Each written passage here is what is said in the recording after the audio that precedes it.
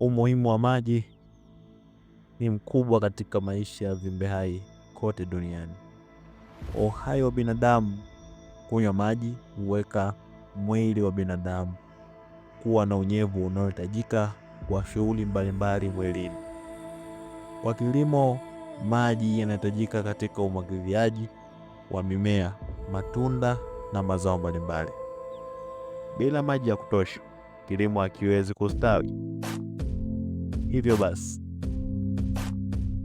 tunahitajika kupata maji ya kutosha kwa ajili ya kuwa na kilimo endelevu. Kwani tukidumisha sekta nyeti ya kilimo, basi tutaweza kupunguza baa la njaa na kuondoa kabisa.